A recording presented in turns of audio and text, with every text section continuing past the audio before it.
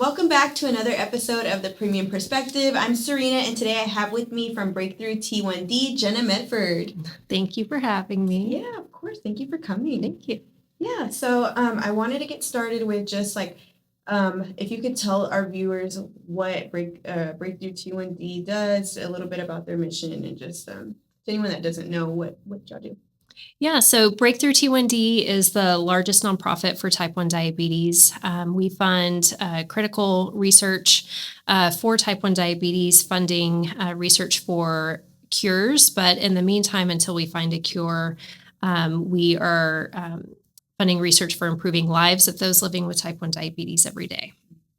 Thank you. And so can you kind of just tell us how you got into working for them, a little bit about your story? Yeah, so I got involved with Breakthrough T1D. At the time, it was JDRF. We rebranded back in June to Breakthrough T1D.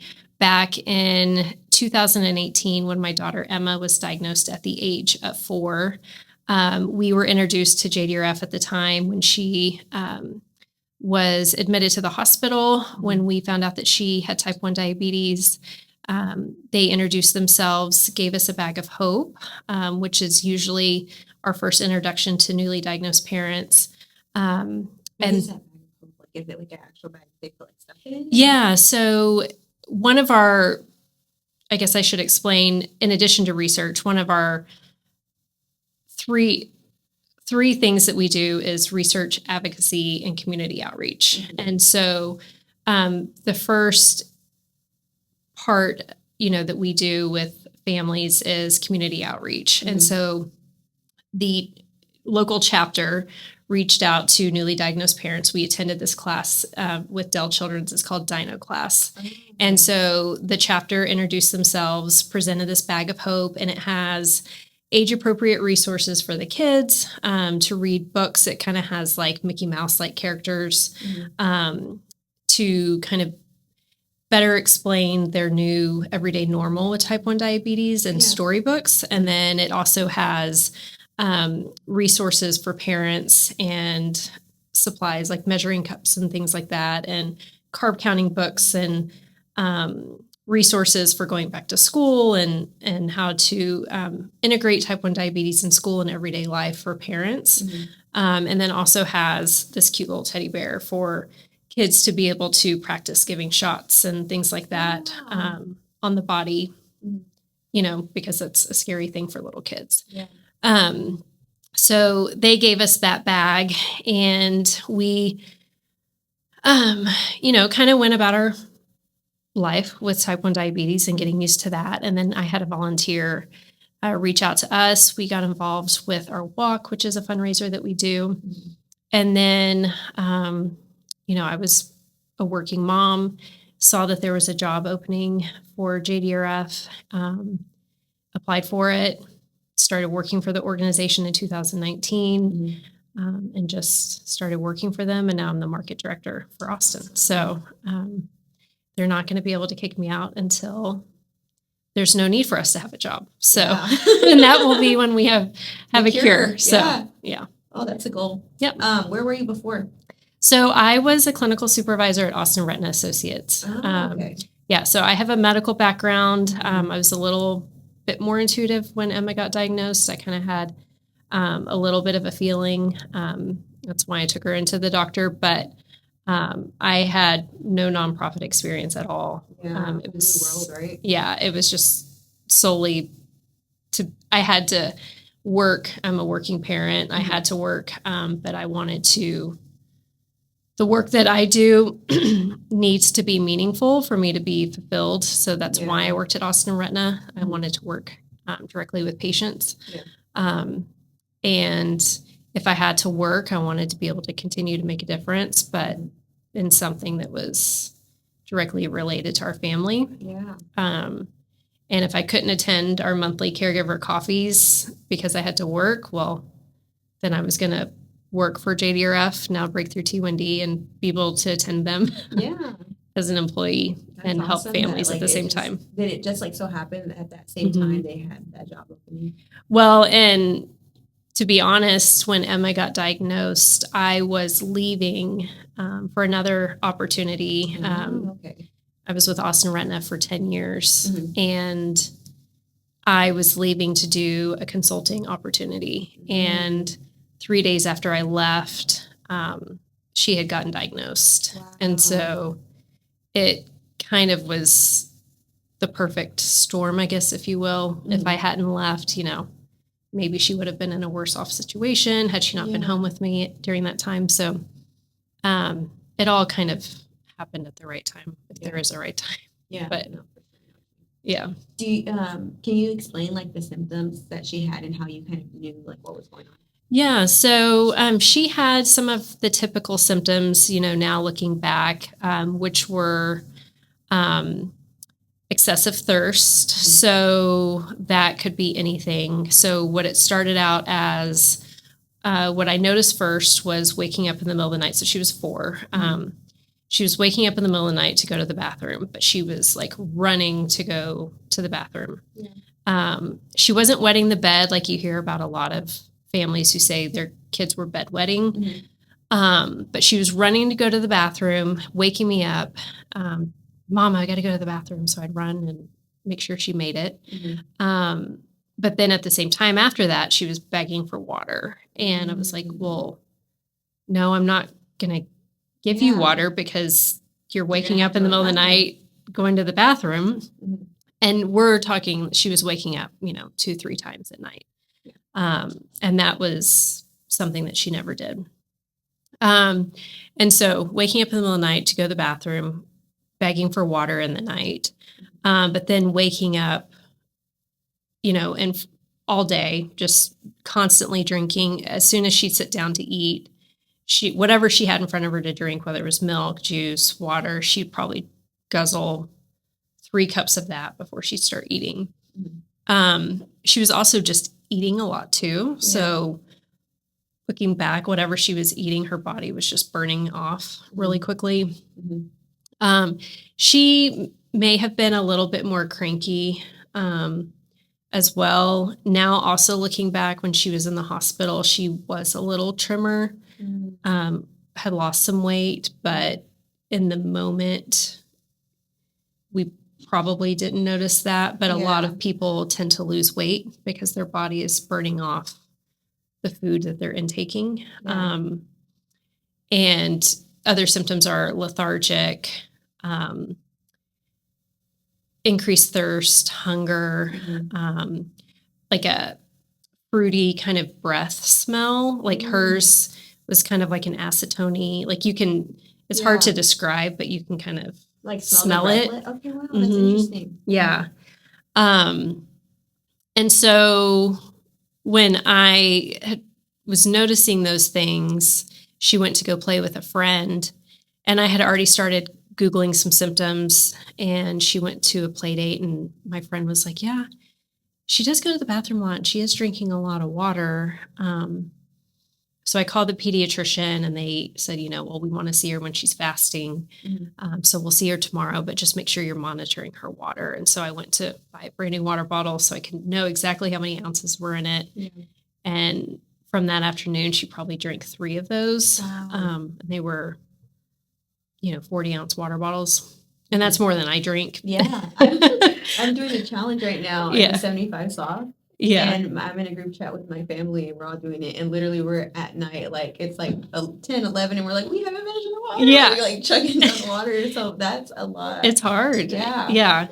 And she was 4, mm-hmm. Yeah, my kids are 7 and 9, and I have to get on them to drink water. Yeah. And so yeah, and I feel like at that time, like looking back, it seemed like it was just days of me thinking about this, but it was like a day and a half. So mm-hmm. I caught it really early. But we did go to the pediatrician. Her fasting blood sugar was 250. Mm-hmm. She had ketones in her urine, so they have you pee in a cup and use like a ketone strip. Yeah. And they sent us straight to the ER from there. So she was there for 4 days. And after that, she could eat, until we went to the hospital. And then once she was at the hospital, her blood sugar was, 800 plus. So. Yeah. And what's a normal, if you don't mind? Because I feel like Yeah. I'm not really educated on that. I know I've said it before, but I always forget like what the normal blood sugar amount is. Yeah, I would say that they would say between 80 and 110. Okay, wow. And it's 800. Yeah. Gosh, that's After scary. eating. Yeah. Yeah. So when you think about, when, excuse me, when we eat, our body is constantly, if we have blood sugar spikes, a normal person's body is, their pancreas is automatically producing insulin to regulate that and to bring that blood sugar down. And so we might naturally have a blood sugar rise after we eat, but our pancreas produces insulin to bring it back down. So our normal blood sugar should stay, in the 80s, 90s. Yeah. If we start to have a drop in blood sugar, then our bodies produce glucagon, which stops that drop in blood sugar too. And when a type 1 diabetic has a low blood sugar too, they also don't produce the glucagon anymore either. So that's why they have to have sugar to bring it back up too. So like their pancreas just isn't working. So they're not producing insulin. They're not producing glucagon. So you're constantly having to balance all of that out. You're doing a lot of math throughout the day, right? Yeah. Man. And has it gotten easier for you to do that? Like, for how many years has it been? So it's been 8 years. First, we had to start with shots. And when you do shots, I'm not a math person by any means. I never have been. My husband is, thank goodness. So, I mean, you're talking, and just when you think you've got it figured out, it changes, whether it's hormones, growth. Sometimes when people get diagnosed, whether you're a kid or an adult, your body's still producing little bits of insulin, and then it gradually produces less and less and less. So then everything changes. So you've got to learn calculations for if your blood sugar's high. There's a calculation for correcting that to bring it down. There's something called a carb ratio to calculate what your dose of insulin is for giving fast-acting insulin for food. There's fast-acting insulin. There's long-acting insulin. Your long-acting lasts, all day. And then your fast-acting is for food whenever you're eating or correcting a high. If you're wearing a pump, which is the part that I talk about improving lives, what we're doing, that's all in part of Breakthrough T1D, the continuous glucose monitors that they're wearing. Like I can look at them as blood sugar all day. So cool. We've helped fund all of that to put that to market, insulin pumps, to where it takes the math and the guesswork out of it, which is great. But then if it comes to where I have to give her a shot, I have no idea the math. So good to know that. It is, you definitely still have to keep that in your back pocket because you're not always going to have technology all the time. If something malfunctions or if a pump breaks and you're waiting for something to come in, or, the other thing we do is advocacy, because not everybody has access to technology, and everybody should. It shouldn't be a disease where somebody has to do without because they can't afford it or insurance doesn't cover it or, something like that. So, just awareness y'all bring too, because I didn't know anything about like type 1 diabetes. And now I feel like the symptoms that you're telling me and stuff, I would be able to spot that. So it's good. It's a good thing. Yeah, definitely different than type 2 for sure. Type 2, can you explain the difference between type 1 and type 2? I know type 2 is a lot less. So type 1 is an autoimmune disease. There is no cure.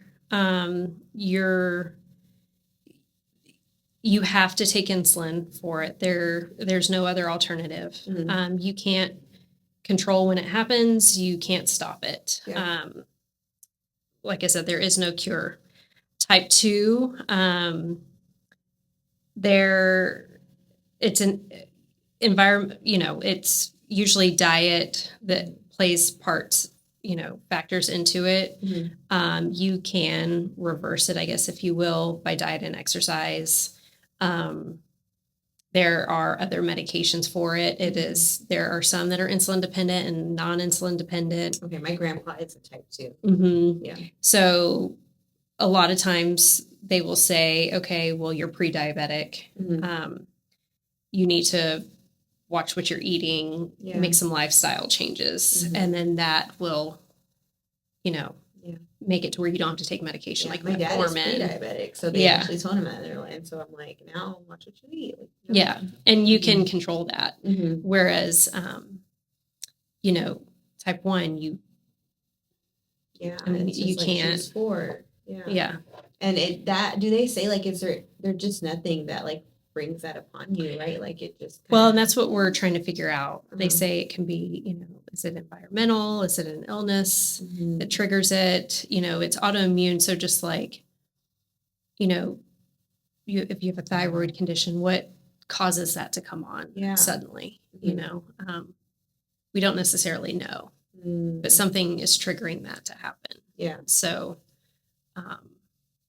and sometimes with any autoimmune condition, it's accompanied by a second one. So a lot of those that have type 1 might have Hashimoto's, celiac disease, might have another one at some time later in life accompany it. Mm-hmm. So, but, and then siblings of those that have type 1, now can also get screened to see if they have antibodies for type 1 to see, so that we can detect early detection of type 1. And that if they have a certain amount of antibodies present, there's a medication, it's like a 2-week infusion that they can take to slow the progression and preserve beta cells so that if you have a certain amount of antibodies, it's saying you are likely to develop type 1 diabetes sometime in your lifetime. Mm-hmm. But this infusion, this medication, Tzield, will delay onset by 3 to 5 years. Oh, okay. So it's just slowing down the process. And preserving those beta cells longer, wow, which you so want. Crazy. Yeah. Man, that is insane how was it like that in 2018? Like when you got started, have you just seen like so much growth? Yeah. So that they were talking about, like things were kind of slow. Like were talking about these things. Mm-hmm. They were talking, this was in like the study phase, this Tzield. And then now it's on the market. It was with adults. Now kids can get it. Yeah. Like it's out in Austin. Dr. Blevins has patients that have gotten it. Mm-hmm. And it's just crazy to see now. I know we have a family here that they were a part of the trials years and years and years ago back in Arkansas. Mm-hmm. And that was, gosh, how old is he now? He's 30. And that was 15 years ago. Wow. And that's when they were a part of the organization back then. And now it's on market. So those were all things that we funded. And now it's here. But now it seems like things are just coming out all the time. Yeah. Well, technology. Yeah. That's so, yeah. I was going to ask you, I guess, like, so the coffee, you were talking about the coffee meets that y'all were doing. That's like every month, right? Yeah. So we do a caregiver coffee every month. It's the first Thursday of every month at Central Market, the North Lamar location at 9:30. Okay. Do y'all have just that one, or is there other ones like in Austin, or is it just like? Currently, it's just that one. Mm-hmm. We've done one in Temple before. We've talked about doing other locations. Mm-hmm. It also just depends too on where people are. Yeah. How do y'all kind of know that information? Like, is it just like surveys and polls and things like that? So we have a staff member that manages our outreach efforts, and then we have some outreach volunteers as well. And so they are in contact with some of our newly diagnosed families, but then it's not just for newly diagnosed, it's also for anybody really. Like we have people that have been around for years that will come, and it's just for community, for people to come and talk all things type 1 or not talk about type 1 at all. But sometimes we get some of our newly diagnosed people. Like yesterday, we had 2 people that have been around for a long time, and then we had a newly diagnosed mom come. Sometimes we might have 8 people come, and it might be a little bit slower. So I think it's one of those things that's hard to know the attendance of it, but having that consistency of the one location is good. We typically take a little bit of a break in the summer because a lot of people in Austin tend to leave for the heat. So we pick it back up. We'll have one in June, and then we'll start back up when school starts. We've done family dinners every other month. We're going to pick those back up when school starts up again. Is it always, what day of the week you said it is? That one, we've done it. It has varied, and that one we alternate locations. We've done one in North Austin and Central Austin. That one has been on Wednesday nights every other month, but it's been a minute since we picked those back up. I think we're going to try to do a family dinner out in Lakeway just because there's a lot of people out there.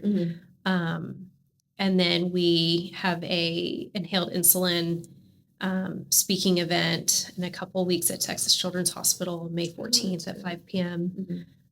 That's free. And so we have some consistent outreach events, but then we plan things throughout the year that are more not spur of the moment, but kind of as we go. So we're trying to also plan some to reach some more of our Spanish speaking community. We're trying to plan some of those things over the summer. I know our Temple community at McLean Children's has a lot of Spanish speaking families that are type 1. So we're looking to do something out there, perhaps with the Del Valley community at Texas Children's later in the summer. I actually went to Del Valley ISD. Did you? Yeah. So it's interesting now to see back then, because I lived South Austin, but where I was, it was still zoned Del Valley. Oh, okay. And so it's been pretty interesting to see now the growth that they're having. They really don't have that many resources still to this day. But they are getting more thanks to like Tesla being out there and like the F1 racetrack out there and stuff. That's brought them a lot more like awareness. So, Tesla and so it's good to see like stuff like that happening. It's crazy. So I was gonna ask you with like y'all are usually more like central Austin, right? And so is there like plans to reach the outskirts of Austin? Since I know there's like a lot of people like that were Austinites and then they start to move out and because of like just the way that cost of living is and stuff. Are y'all like planning to kind of reach those people or? Yeah, so our market covers different communities outside of Austin. So whether it be Fredericksburg, Killeen, we're basically south of Waco, just above San Marcos and kind of around. So it go to like Giddings and out and around there. Bastrop, Smithville, and those kinds of areas. So what we try to look for is what we're really trying to build up right now is our healthcare partner relationships. And so since we have 2 main children's hospitals right now, is, really making sure that, Del Children's is helping distribute our bags of hope so that we can make sure that our newly diagnosed families know about us. Same with Texas Children's as well, because that's where our newly diagnosed find out about us. But then as well for our adult newly diagnosed, building up our healthcare partners, whether it's with Texas Diabetes and Endocrinology, Austin Diagnostic Clinic, Lone Star Circle of Care, Community First Clinic. So the people have the tools, or community like, care. That they need. And so making, are they a referral partner?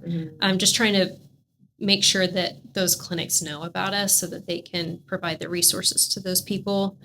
And then once those people get our resources, that's how we find out about them. Or if they hear about us on social media or through a friend that reaches out to us and connects us with them, then that's how we usually hear about them and get connected. So it really just, and then we can kind of see where people are Yeah. as well. So Gotcha. it's hard to reach everybody. Yeah, But it is. But it's we gotten try. easier with the technology. Yes, So, yes. is there anything that you guys like need more of, or like that would be more beneficial to y'all that y'all need right now, like more resources, or like ways that we could get our viewers kind of like attention with like what Breakthrough T1D needs more of? I think that, you know, things that we could always use help with is just spreading awareness. I think that especially with our name change, you know, we were JDRF for 50 years. Yeah. And it was such an iconic name. And we changed our name to better fit the people that we represent. Mhm. We're not just representing kids and families with type 1, we're also representing adults. 50% of those that are diagnosed are adults now. And we're also representing the breakthroughs that we're doing in research. Yeah. And so we want to make sure that there obviously is awareness around type 1 diabetes, but we want people to know who we are and that we're here and the things that we're doing, but we want, you know, adults and families to know that we're here and providing support. Yeah. That there are things that we are providing, whether it's community events, that there are, you know, I feel like if you think about type 1, there's like a stigma around it. You know, it's not a negative disease. It's hard.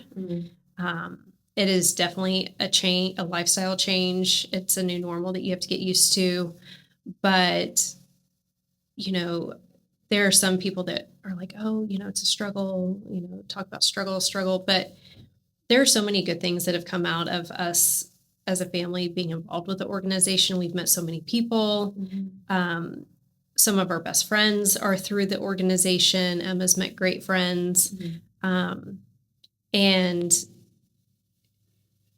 we just want people to know that we're here and that there are a lot of things that can come out of it for them. And whether it's, you know, school nurses to know that we're here for, you know, they might have students, you know, that need the resources, you know, that, or families out in Del Valley, you know, if they need help finding resources, you know, whether it's Medicaid and getting pumps and for, you know, help getting doctor's appointments or, hey, how do I fill out my 504 for my kid? You know, there are just things that people don't know to ask. I don't know. I think if anything, it's just awareness, you know, and that we're here. And so, yeah. That makes perfect sense.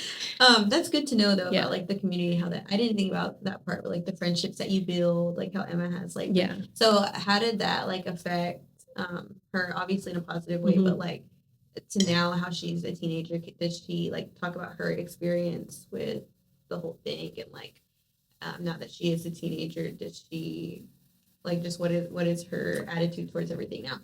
I think it's just for her,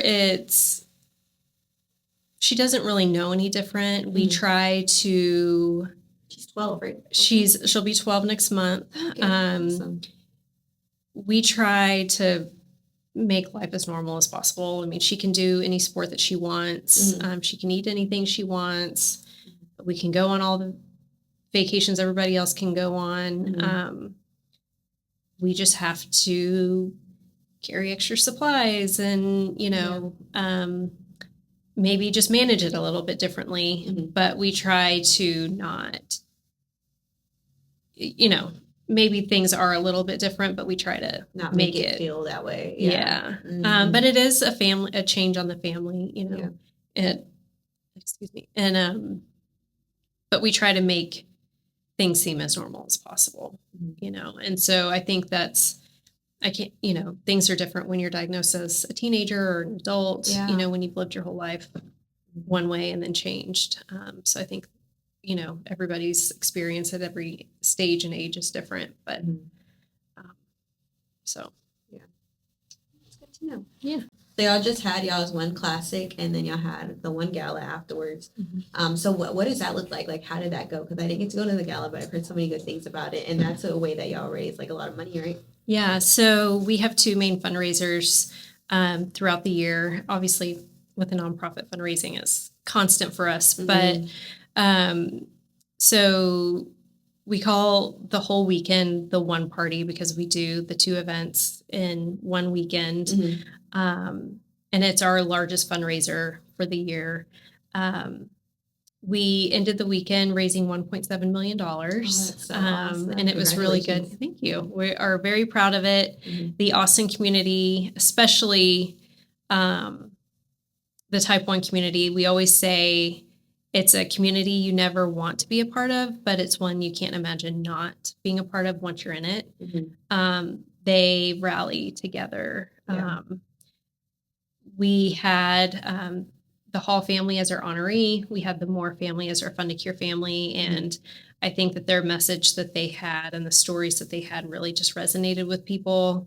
And everybody just rallied around. And, of course, it was a beautiful evening for the gala, and with y'all get to like dress up all we had a Palm Royale theme, and so cool. we had it at the Four Seasons. Everybody started out at cocktail hour and looking at the silent auction and music outside, and then we came inside and everybody had a beautiful dinner and wonderful live auction. It was really robust and awesome. The cutest puppy was there that you saw. Oh, I did. The one who's at the classic, right? Yes, okay, yes he was so sweet. Went to the sweetest family. And then our paddle. So y'all auctioned it? Oh my gosh, I didn't know that. I thought he was just there with y'all. Yes. Oh, that's so cool. That's different. Yeah, he was so sweet. And the people that had him there were amazing. And then we had our paddle raise that raised just under $1 million itself. So very, very generous community. Wow, that's amazing. Yeah. So we are very proud, and we'll start planning the next one in a few months. Yeah. So I'll be there. At that one. Yeah. That's good. Yeah, that's awesome. Well, congratulations. Thank you. So thank you so much, Jenna, for coming on you. and just sharing everything about Breakthrough. And for those that don't know, we do give Breakthrough T1D $10 every time you guys refer anybody to Heaton Bennett Insurance. So just know that you are helping a very good cause every time that you refer. Thank you. Yeah, thank you for coming. Bye, everybody. Bye.